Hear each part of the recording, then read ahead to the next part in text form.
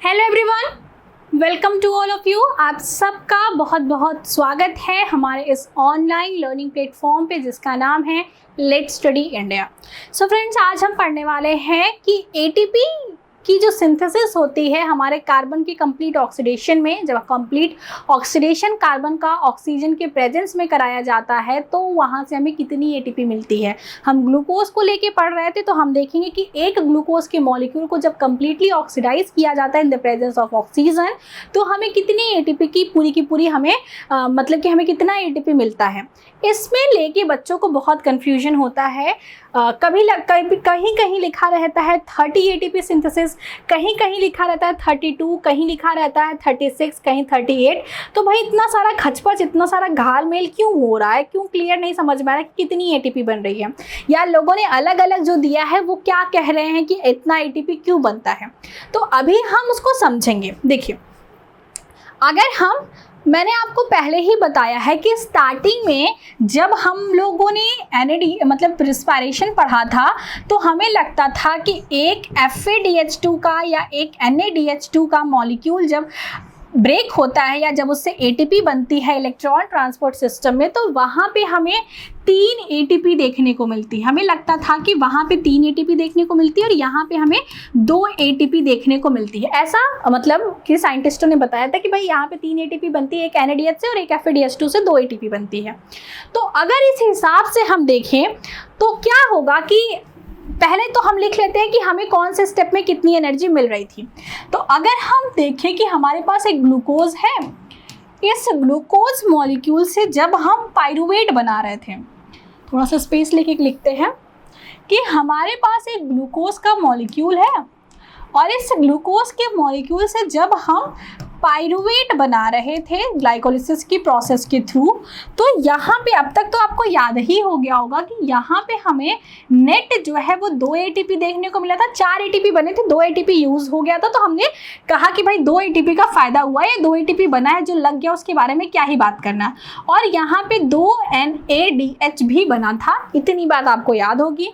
फिर हम जब पाइरूवेट से एसिटिल कोएंजाइम बना रहे थे, जब हम पाइरूवेट से एसिटाइल कोएंजाइम बना रहे थे तो एक पाइरूवेट को एक एसिटाइल कोएंजाइम में बदलने के लिए एक NADH मिला था और दूसरे को भी बदलने के लिए एक NADH मिला था।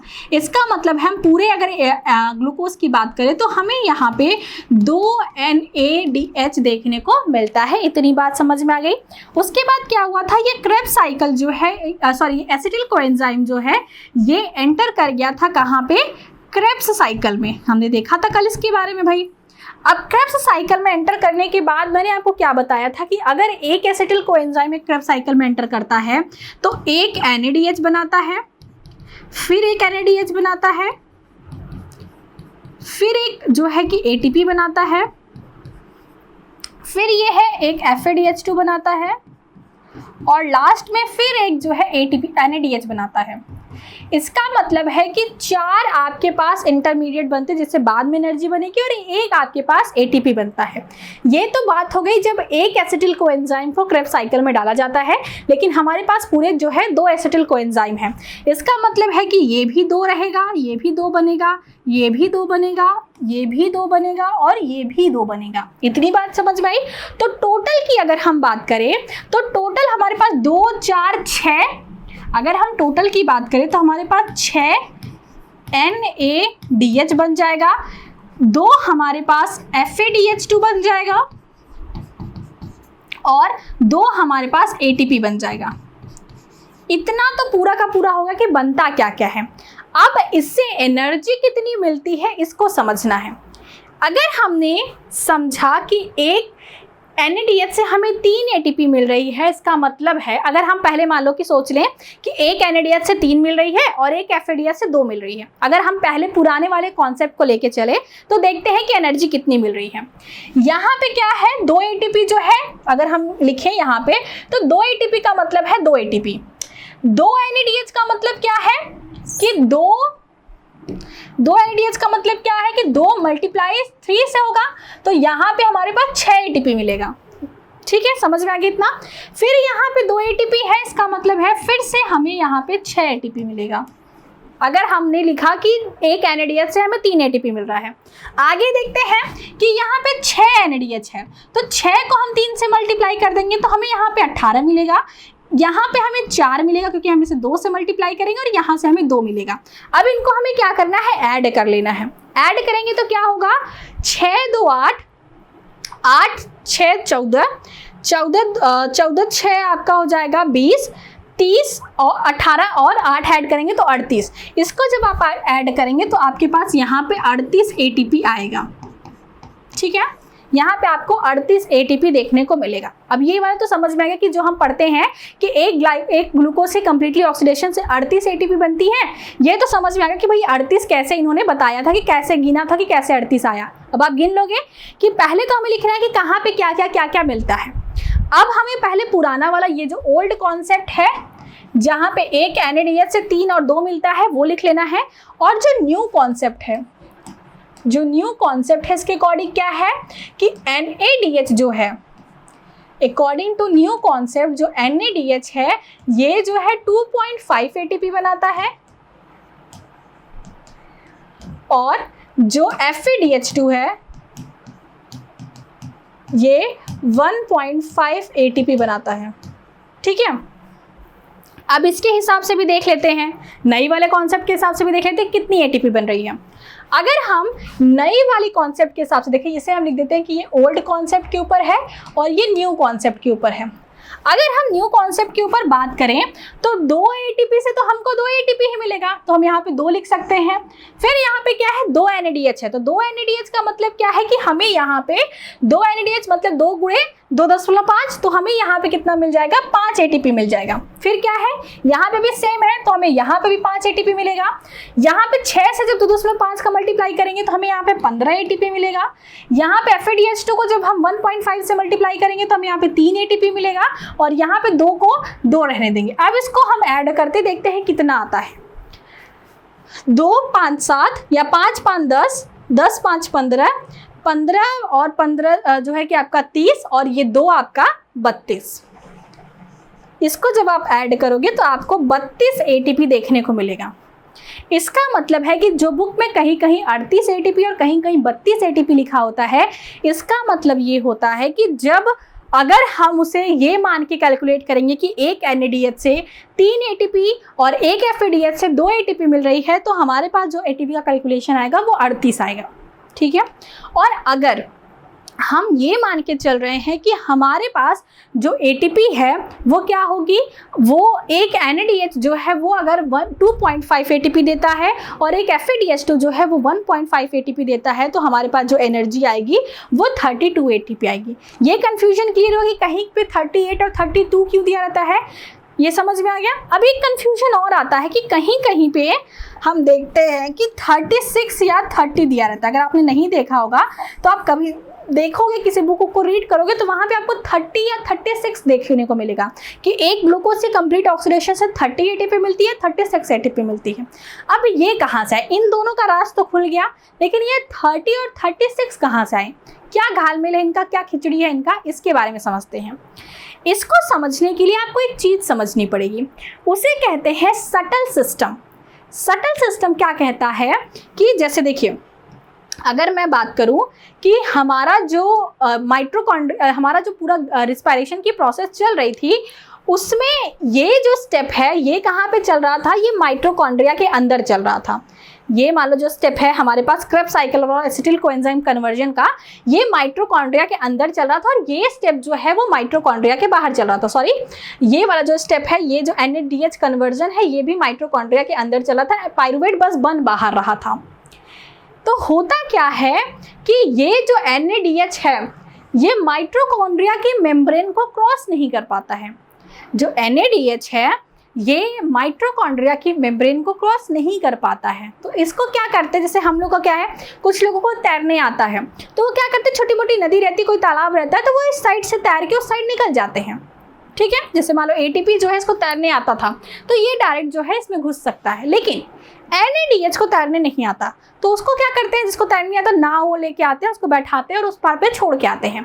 तो NADH के साथ भी सेम होता है कि NADH जो है उसको मैट्रिक्स जो मेम्ब्रेन है माइटोकॉन्ड्रिया की, जो इनर मेम्ब्रेन है, जिसे इनर माइटोकॉन्ड्रियल मेम्ब्रेन कहते हैं, उसको NADH क्रॉस नहीं कर पाता।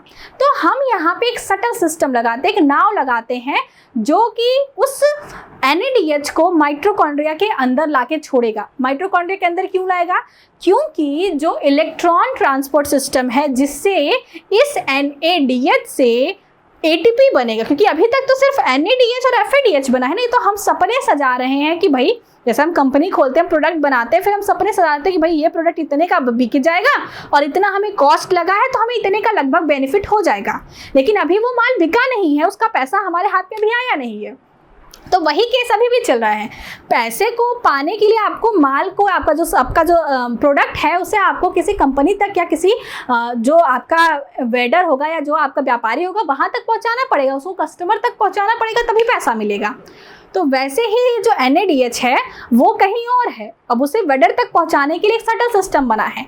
और ये सटल सिस्टम जो है ये 2 प्रकार का होता है। कुछ जैसे 2 प्रकार का सटल सिस्टम होता है, उसके बारे में हम पढ़ेंगे।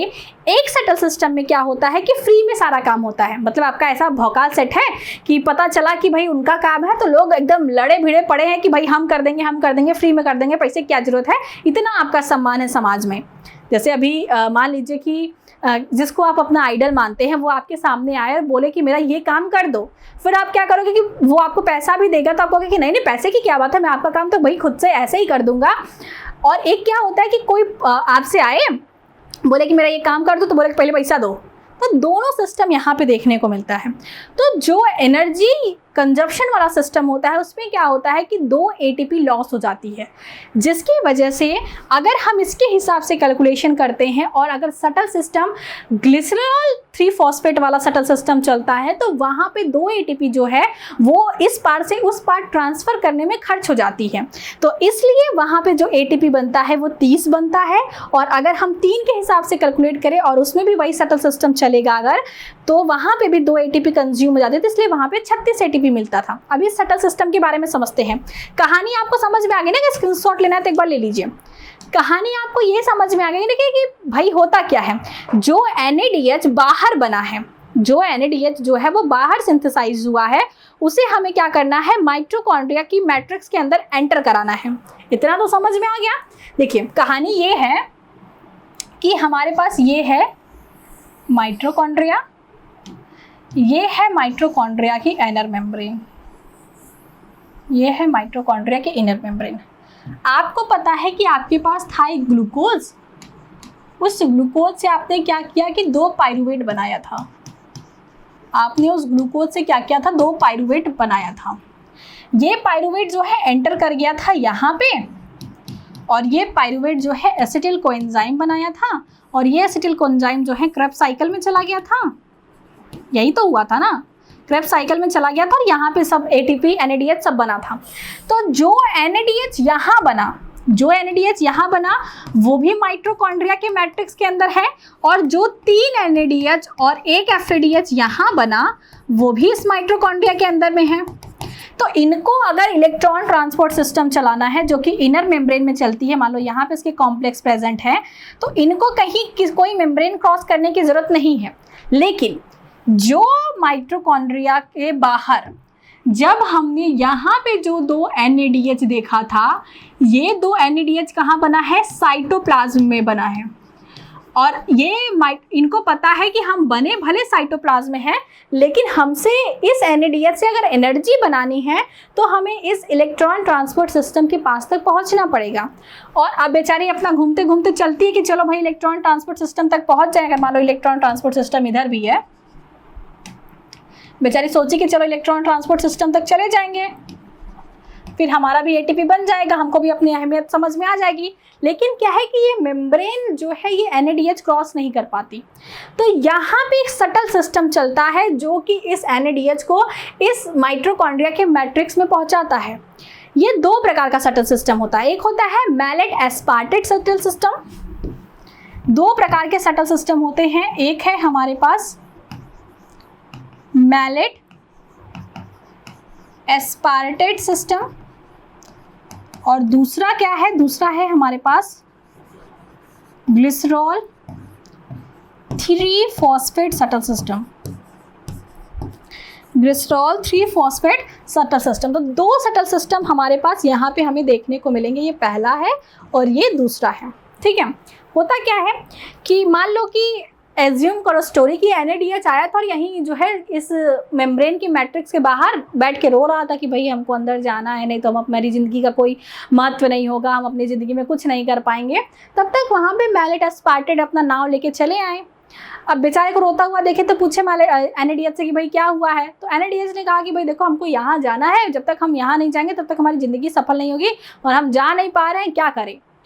तो मैलेट एस्पार्टेट बोले कि चलो भैया ठीक है, हम लोग तुमको पहुंचा देंगे। तो मैलेट एस्पार्टेट जो कहते हैं कि ठीक है हम तुमको फ्री में पहुंचा देंगे, तुम्हारा कोई पैसा वैसा नहीं लेंगे। तो क्या करते हैं ये लोग अच्छे दोस्त की तरह इसको जो है यहाँ पे ट्रांसफ़र कर देते हैं। कैसे ट्रांसफ़र करते हैं पूरा मैकेनिज्म अभी हम देखेंगे, अभी स्टोरी समझ लेते हैं। तो ये NADH यहाँ आ जाता है और जब ये यहाँ आता है तब पर भी ये NADH के फॉर्म में ही रहता है। जब ये यहाँ से यहाँ तक इसको छोड़ते हैं तब पर भी इसको ये NADH के फॉर्म में ही छोड़ते हैं। मतलब कि ये 5 ATP लेके चला था और अभी भी इसके पास 5 ATP कंजर्व है। मतलब एक NADH से 2.5 बनेगी या एक NADH से अगर 3 बनेगी, अगर मान लो ये 6 ATP लेके चला था तो अभी भी इसके पास 6 ATP है। अगर ये 5 ATP वाला हम मान के चल रहे हैं तो 5 ATP है तो 5 ATP अभी भी इसके पास है। लेकिन जो दूसरा सटल सिस्टम है जिसे हम कहते हैं ग्लिसरॉल 3 फॉस्फेट सटल सिस्टम, ये जब देखता है NADH को तो कहता है क्या हुआ। तो बोला कि ऐसे ऐसे हमको अंदर जाना, नहीं तो मेरी ज़िंदगी एकदम बर्बाद है। तो बोलता है कि भाई पैसे वाले लोग हो, तुम्हारे पास 5 ATP है, 6 ATP है, 2 कुछ ATP हम तुमको पहुंचा देंगे। तो बोलता है कि ठीक है अब जाना है जहाँ कुछ नहीं मिल रहा है, एकदम मरे जा रहे हैं, कुछ हमसे NADH अगर बाहर रहेगा तो कुछ नहीं हो पाएगा।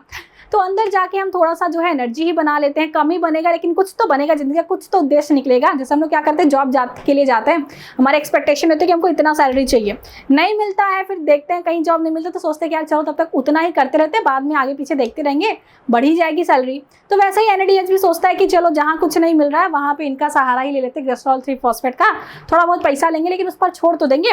तो ग्लिसरॉल 3 फॉस्फेट क्या करता है कि जैसे मान लो यहाँ पे 2 NADH आया था, तो ग्लिसरॉल 3 फॉस्फेट जो है जब 2 NADH को इस पार छोड़ता है ना, तो इसका इतना पैसा ले लेता है कि ये अब FADH में बदल जाता है। ये जो 2 NADH है ये अब FADH2 में बदल जाता है। मतलब कि इस NADH को इस पार से इस पार पहुंचने के लिए अपने आप को NADH से FADH में बदलना पड़ता है। जैसा होता है लाइफ में कुछ स्टेजेस को क्रॉस करने के लिए आपको अपनी जो बचपना होता है, जो आपके अंदर आपका पैशन होता है, उन सबको छोड़ के आपको क्रॉस करना पड़ता है। आप एक अलग इंसान बन जाते हो एक लाइफ के एक अलग एक स्टेज के बाद। वैसे ही ये NADH मेम्ब्रेन को क्रॉस करने में NADH जो है वो FADH2 में बदल गया। अब सोचिए कि अगर हम लेते हैं ओल्ड अपना कॉन्सेप्ट, अगर हम क्या लेते हैं अपना ओल्ड कॉन्सेप्ट लेते हैं, तो अगर 2 NADH था तो हमें यहाँ से 6 ATP मिलने वाला था। 2 NADH था तो हमें यहाँ से 6 ATP मिलने वाला था। लेकिन क्या हुआ है कि ये NADH अब तो FADH में कन्वर्ट हो गया है। क्या हुआ है कि ये NADH जो था वो अब तो FADH में कन्वर्ट हो गया है। अब अगर ये FADH2 में कन्वर्ट हो गया तो जहाँ पे आपको 6 ATP मिलने वाला था वहाँ पे अब आपको 4 ही ATP मिलेगा, क्योंकि अगर एक FADH से 2 मिल रहा है तो आपको 4 ही मिलेगा। लेकिन अभी यहीं पे अगर हम न्यू कॉन्सेप्ट लगाएं तो न्यू में हम क्या देखते हैं कि अगर 2 NADH हमारे पास था, 2 NADH हमारे पास था तो हमें यहाँ पे 5 ATP मिल रहा था, हमें यहाँ पे 5 ATP मिल रहा था। अब अगर यहीं पे हमारे पास ये वाला सटल सिस्टम हमने यूज़ किया, ये NADH FADH2 में बदल गया, तो ऐसे में क्या होगा कि जहाँ पे हमें 2.5 मिला तो वहाँ पे हमें 1.5 मिलेगा और यहाँ पे हमें जो ATP मिलेगा वो 3 ही मिलेगा। समझ में आया? तो जहाँ पे 5 ATP मिलने वाला था वहाँ 3 मिल रहा है। अगर हम 3 के हिसाब से देखें, जहाँ 6 मिलने वाला था वहाँ 4 मिल रहा है। इसीलिए हम क्या लिखते हैं, जैसे अभी हमने कैलकुलेट किया था तो हमारे पास न्यू सिस्टम के हिसाब से 32 ATP आई थी, ओल्ड सिस्टम के हिसाब से 38 ATP आई थी। ये तब आया था जब हमने पूरे के पूरे NADH को NADH ही कैलकुलेट किया था। मतलब कि हमने ये वाला सटल सिस्टम जो एस्पार्टेट मैलेट वाला है उसको यूज़ किया था। NADH को हमने FADH में नहीं बदला था। लेकिन बीच में क्या होता है, कभी कभी ये NADH जो है FADH2 में कन्वर्ट होता है, जिसकी वजह से एनर्जी का प्रोडक्शन जो है वो 2 ATP कम हो जाता है। देखिए 6 से 4 बना मतलब 2 ATP यहाँ भी कम है, 5 से 3 मतलब बना 2 ATP यहाँ पे भी कम है। तो अगर रिस्पायरेशन की जो प्रोसेस है इसमें जो NADH का जो सटल सिस्टम है वो मैलेट एस्पार्टेट है तो ATP 32 बनेगी न्यू सिस्टम के हिसाब से, 38 बनती है अगर हम पुराने कैलकुलेशन के हिसाब से करें। और अगर यहीं पे ग्लिसरॉल फॉस्फेट वाला सटल सिस्टम है तो न्यू वाले में 30 ATP बनेगी और ओल्ड वाले में आपके पास 36 ATP बनेगी। ये कॉन्सेप्ट समझ में आ कि कहीं 30, कहीं 32, कहीं 36, कहीं 38 क्यों दिया रहता है। पूरा कैलकुलेशन समझ में आ गया कि क्या होता है कि अगर हम NADH को मैलेट एस्पार्टेट शटल सिस्टम से ट्रांसफर करते हैं तो जितना NADH रहता है उतना ही NADH जो है NADH में ही कन्वर्ट होता है। लेकिन अगर वहीं पे ग्लिसरॉल 3-फॉस्फेट शटल सिस्टम से NADH को मैट्रिक्स के अंदर क्रॉस कराया जाता है तो ये NADH जो है वो FADH2 में कन्वर्ट हो जाता है, जिसकी वजह से 2 ATP जो है उनका प्रोडक्शन कम हो जाता है। तो इसलिए कहीं पे 30, कहीं पे 32, कहीं 36, कहीं 38 दिया रहता है। ठीक है, तो अब समझ में आ गया कि कैसे 30, 32, 36, 38 आता है। अगर इतना समझ में आ गया है तो एक बार चलिए शटल सिस्टम भी समझ लेते हैं। इसका स्क्रीनशॉट ले लीजिए। ये क्वेश्चन काफ़ी आपके कॉन्सेप्ट को क्लियर करने में हेल्प करेगा, क्योंकि हम अलग अलग बुक्स रीड करते हैं, अलग अलग पब्लिकेशन की, पुरानी नहीं, तो हम बड़ा कन्फ्यूज जाते हैं। कहीं 30 दिया रहता है, कहीं 32, कहीं 36, कहीं 38, समझ में नहीं आता। तो अब आप समझ गए कि कब 30, कब 32, कब 36, कब 38। ठीक है, चलिए 32, 38 तो एकदम समझ में आ गया। 32 का 30 हो जाता है, 38 का 36 हो जाता है जब ग्लिसरॉल 3-फॉस्फेट शटल सिस्टम से NADH जो है वो मैट्रिक्स ऑफ माइटोकॉन्ड्रिया में एंटर करता है तब। अब एक बार फिगर देख लेते हैं इन शटल सिस्टम का।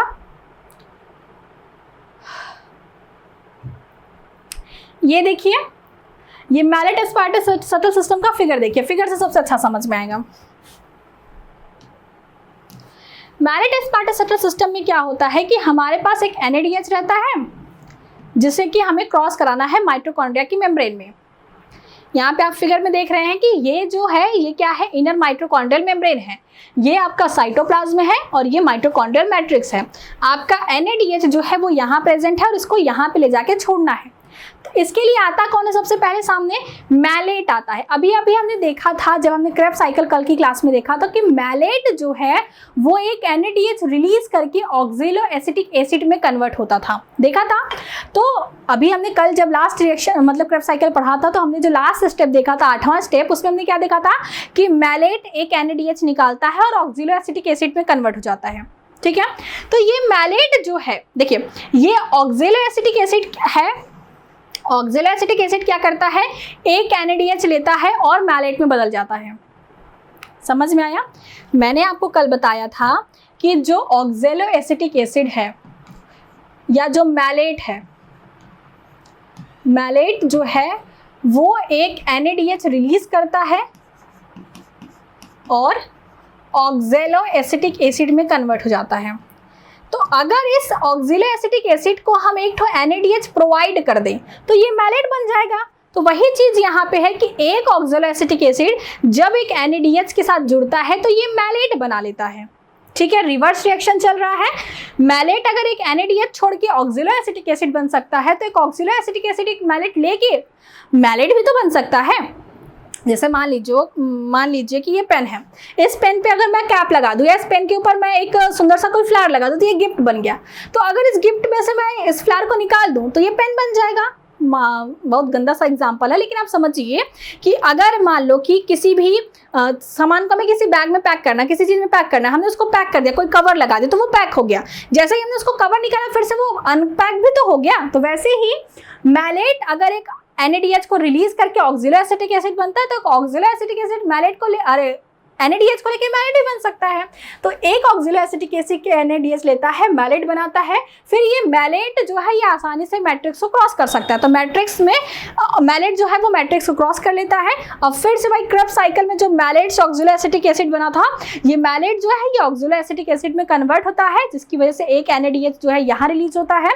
मतलब जो NADH यहाँ से उठाया था वो NADH अब यहाँ पे हमने रिलीज कर दिया है। और ये ऑक्जेलो एसिटिक एसिड जो है ऑक्जेलो एसिटिक एसिड क्या करता है, एस्पार्टेट में कन्वर्ट जाता है और ये एस्पार्टेट जो है ये मेम्ब्रेन को क्रॉस करके फिर से यहाँ जाता है। और जैसे ऑक्जेलो एसिटिक एसिड से एस्पार्टेट बना था वैसे ही एस्पार्टेट से अब फिर से ऑक्जेलो एसिटिक एसिड बन जाता है। फिर से इसको नेक्स्ट स्टेप करेगा। इसका मतलब ये आपको बस यहाँ पे समझना है कि जो मैलेट एस्पार्टेट सिस्टम होता है वहाँ पे NADH ही जाता है और जो पहुँचता है वो भी NADH है। मतलब कि यहाँ पे अगर 5 ATP पहले थी तो 5 ATP अभी भी बनेगी, या 6 ATP पहले बन सकती थी तो अभी भी 6 ATP ही बनेगी। तो ये चीज़ आपको समझ में आएगी। ये है मैलेट एस्पार्टेट शटल सिस्टम। अब सेकंड वाला जो पैसा लेके काम कर रहा था उसके बारे में भी देख लें। देखिए यहाँ पे क्या है कि हमारे पास एक एंजाइम है जिसे हम कहते हैं ढाप, जो कि हमें ग्लाइकोलिसिस में देखने को मिला था। ग्लाइकोलाइसिस में हमने देखा था कि डाईहाइड्रोक्सी एसीटोन फॉस्फेट नाम का एक मॉलिक्यूल था, वही यहाँ पे प्रेजेंट है। ये डाईहाइड्रोक्सी एसीटोन फॉस्फेट क्या करता है, एक NADH के मॉलिक्यूल को लेता है और ग्लिसरॉल 3 फॉस्फेट में कन्वर्ट हो जाता है। और ग्लिसरॉल 3 फॉस्फेट क्या करता है कि जो माइटोकॉन्ड्रिया की इनर मेम्ब्रेन है, ग्लिसरॉल 3 फॉस्फेट क्या करता है, माइटोकॉन्ड्रियल की इनर जो मेम्ब्रेन है इसके थ्रू जो है जब क्रॉस कराता है तो ये NADH को FADH2 में कन्वर्ट कर देता है, जिसकी वजह से हमारा ATP का प्रोडक्शन 2 ATP कम हो जाता है। मतलब कि लिया था इसने कि हाँ भैया ठीक है NADH पहुंचा देंगे, लेकिन पहुंचाते पहुंचाते उसको FADH बना दिया। जैसे डिलीवरी बॉय पता चला कि 1 किलो सामान कोई लेके चला, रास्ते में आधा 1 पाव खा गया, तो वही है कि लेके चला था कि NADH पहुंचा देंगे, लेकिन पहुंचाया क्या, FADH2 पहुंचा दिया, तो इसकी वजह से एनर्जी का प्रोडक्शन कम होता है। तो आई होप कि अब आपको समझ में आ गया होगा कि 30, 32, 36, 38 का क्या कॉन्सेप्ट है। इसी के साथ हमने जो है वो अपना एक बड़ा जो पोर्शन था वो कंप्लीट कर लिया है। नेक्स्ट क्लास में हम ETS साइकिल के बारे में और जो आपका छोटा छोटा कॉन्सेप्ट है ATP सिंथेटेज, कीमोऑस्मोटिक थ्योरी, ये सब जो है डिटेल में डिस्कस कर लेंगे। 2-3 वीडियो और लगेंगे, आपका यूनिट खत्म हो जाएगा। सो आज की इस क्लास के लिए इतना ही, मिलते हैं नेक्स्ट क्लास में, तब तक पढ़ाई करते रहिए। All the very best.